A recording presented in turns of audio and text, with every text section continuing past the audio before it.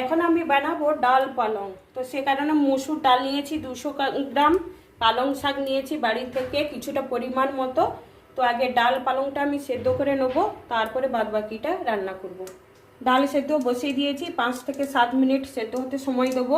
হলুদ দিয়ে বসালাম।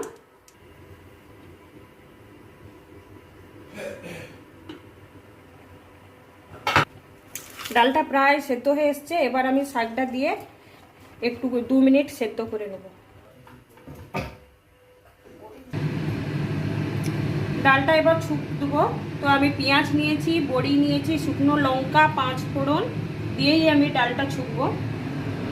বড়িটা গুঁড়ো করে নেব।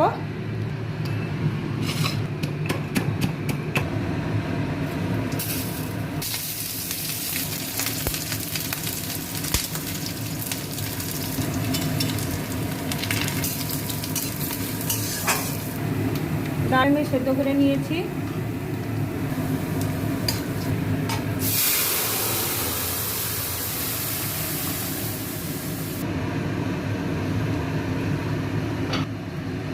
পরিমাণ মতো নুন দিয়ে দিচ্ছি। ডালটা ফুটে গেছে, এরপর এইবার নুন দিচ্ছি। এই ডালটা গরম গরম ভাতে খেতে দারুণ লাগে এবং সবাই বানিয়ে খেয়ে কমেন্টে জানাবেন। আমার হয়ে গেছে ডাল পালং।